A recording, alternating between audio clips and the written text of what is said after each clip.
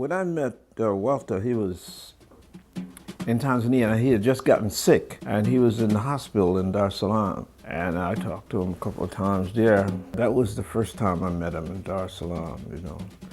But I had known his writings, and I had heard about him from the people in the general, the kind of Pan-Africanist groups. When I got to Tanzania, one of my closest friends there was Muhammad Babu, who, talked about Walter a lot, What it was clear to me for people who had been nationalists, and then were sort of trying to find more solid ground as far as nationalism is concerned, because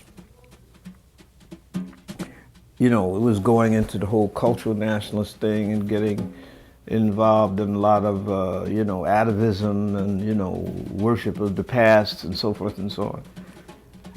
And so, for me, Rodney was similar to Cabral in that he had a more materialist approach to the whole business of struggle, and that's what attracted me to him. One of the things that Walter said that was always important to me, and said we cannot let racism and white supremacy deprive us of the most important things white people have said, talking about Marxism. And I thought that was important. I thought it was very important at the time to hear that, because that was clearly right. I mean, you couldn't let, backward racists make it impossible for you to understand scientific socialism. I mean, there's still a lot of black people around today that I could name that still need to heed that advice, who are still so, what can you call it, just blitzed intellectually by racism, that they can't deal with the question of scientific socialism. That's still very, very clear, very true.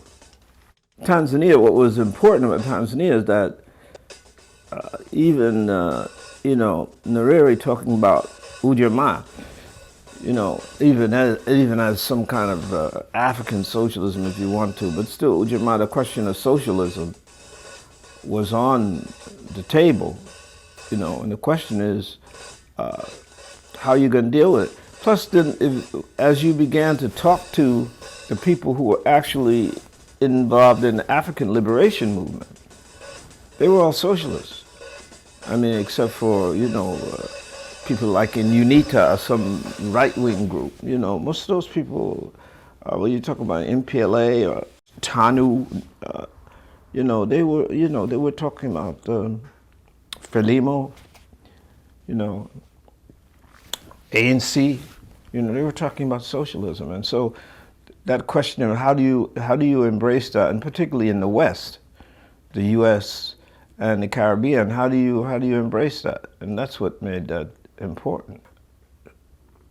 Rodney was an important thinker there, because he was definitely a socialist, and was saying, just like Cabral, that we have to learn from everybody, So that was very important. I mean, it's funny. The United States particularly is funny because even today,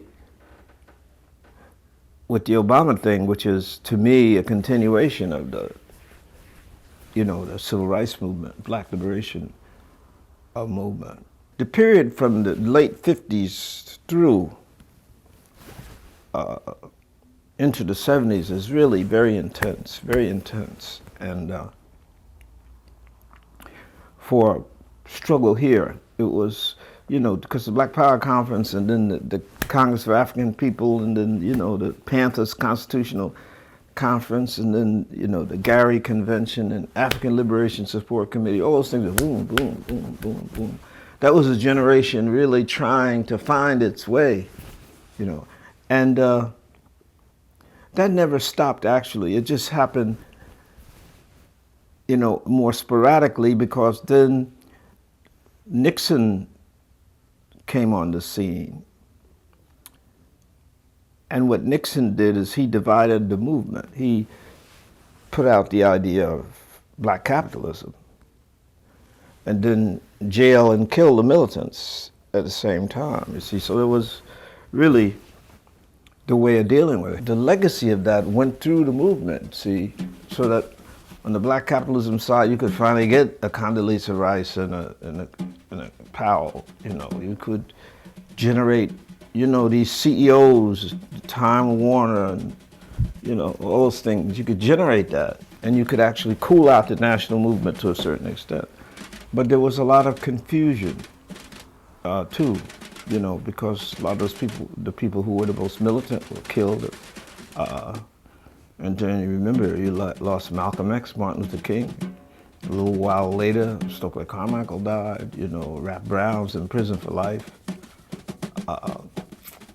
The whole confusion with the Nation of Islam, in terms of some people still holding them responsible for Malcolm's murder. Farrakhan's whole role. And it's been very confusing to a certain extent since then. But see, the dynamic of that is what even today creates an Obama. That's that force still of the people, that they haven't stopped. That actually the Obama thing is what united them on a higher level. You say 98% of 45 million people, the Afro-American people, because without the Afro-American and the Latinos to some extent, Obama wouldn't be the president, So, but the question that Rodney and I and some other people were arguing about, nationalism and socialism, still remains very key. In fact, I'm writing an essay, my last essay of the 6, maybe not the last one, but I wrote about 6 or 7 essays on Obama since 07, early in 07. And the one now to sum it up just before inauguration, where we are. And we're still fighting with some people, who want to say Obama's election is just to preserve capitalism and so forth and so forth and so on. I mean, to be that simple-minded, like I say, some of these nationalists who want to call themselves the black left are really nationalists who think that anarchism or Trotskyism makes them militant. You know what I mean? And it doesn't. I mean, you could say that about when we were getting killed to integrate bathrooms, lunch counters, you know what I mean? When we were going to jail to integrate bus terminals, do they think that Obama's presidency is less significant? You know what I mean? It's just too crazy. You have to see things as they actually are and see that things proceed in stages and step by step. And you have to be able to understand at what stage you're at and then seize the next lever to go forward. But you cannot, this whole thing about, there's no such a sweeping revolution. This is not 19th century Russia or 20th century China. This is the 21st century and the most advanced capitalist country in the world.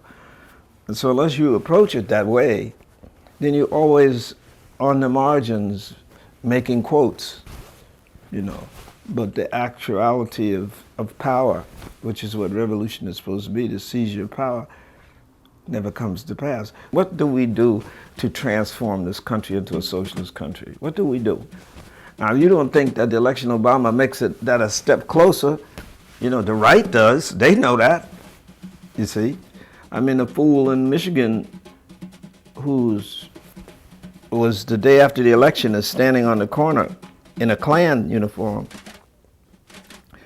A Republican delegate, when they ask him, says that Obama is an Islamic communist. He really got it hooked up, a black Islamic communist. That means he'd need to die 3 times.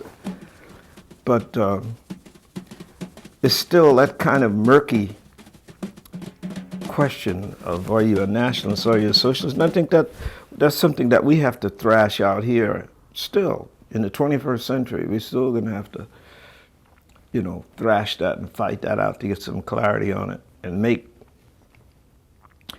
demands on people in terms of clarification of the ideology, you know.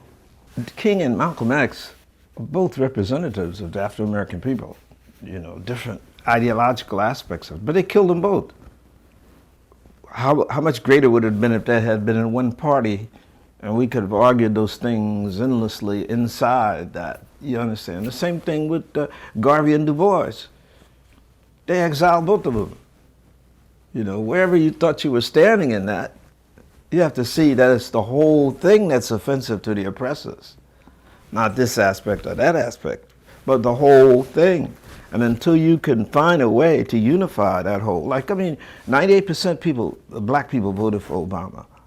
That's the kind of unity we're going to need to get rid of the rest of this. And I think that that's why right now the main thrust has to be to get a big united front for a democratic coalition in government and to get rid of the leavings of racism and white supremacy, and also to end the complete domination of monopoly capital over the people's needs, you see. I mean, if you give $1 trillion, $2 trillion to those people, then I don't want oversight over those banks. I want to own those banks. See, I don't want to give $250 billion to the auto industry and say we have oversight of it. If we give them $250, we ought to own it. You know, it ought to be the United States auto companies. You understand? All those mortgages should be paid to the government. You know, it shouldn't be those banks should not be allowed to be out there like that. You understand? If you want private enterprise, then deal with it privately. See, you can't tell me about the market system and free enterprise, and then you're going to come with your tin cup to me for $2 trillion. I'm not making $20 million a year. There were some hearings on television the other day. The guy from the Lehman Brothers, bankrupt company, he left with $580 million. So then he argues with the guy who's questioning him. That's not accurate. Those figures are not accurate. The guy says, well, how much did you leave with? $380 million. So, I mean, if you can play with that kind of money, beautiful, do that. But then when you stub your toe, don't come to me. See, who has millions of starving people and unemployed people to deal with and to take care of. You understand what I'm saying? So those are the things I think this Obama thing, and why we have to finally connect this nationalism and socialism that these people are talking, these divisions, because we have to now unify the majority of people. They're in a position, the black ones and the white ones, to end white supremacy, end racism, pass some laws against it. You understand? We're at that point right now. When he talks about a post-racial coalition, now we should seize that. You know, when they talk about when the people are like angry about, you know, these monopolists getting $2 trillion, now we should seize on those. Those points now are clearer in people's minds. I don't mean leftists or revolutionary. The people now understand that it's time to get rid of racism. They understand it's time to get these people off our backs, you see. And if there's any leadership in that, the people, the self-called revolutionary, they should be trying to fight for the leadership of that, you know, rather than, you know, sitting on the side, criticizing Obama before he even gets in office. It's incredible. They're incredible. I mean, when you have people like C.L.R. James and Rodney and Carmichael, as well as Malcolm and people like that, you have to see that as the intellectual legacy that you can borrow and use anytime you want to. You know, the whole Pan-Africanist struggle, in essence, is for what? Self-determination, equal rights. Wherever in the world, it's the same thing. You know, the so-called focus of any revolutionary is the seizure of power. You know, not to see Obama related to that is not to understand the movement. You see, the seizure of power. To have a black dude as the president of the United States is important. How we utilize that, then that's on us. See, that's on us. But he obviously knows what he's doing. The question is, do we know what we're doing? You know, and I wish Walter Rodney was alive so he could dig this. I know he would crack him up. You know, it's very funny. Or Stokely, I know he would laugh and laugh. You know, because ultimately what it is what these people don't understand is that boy is smart. You see what I mean? And they don't know about black people. That is a million of us around this planet who are as smart as Obama, you know, who know exactly what this is and what need to be done to it, you know. I mean, Walter Rodney's thing about how Europe undeveloped Africa is a textbook, a premiere to learn about colonialism and national oppression. You know what I mean? And so we have to see from that, how does monopoly capitalism undevelop the Afro-American community, the Latino community, you know, the Caribbean community, you know. And now the United States is a multinational, multicultural. I mean, there are as many Puerto Ricans, Dominicans, Ecuadorians, Jamaicans, Haitians in this town, in New York.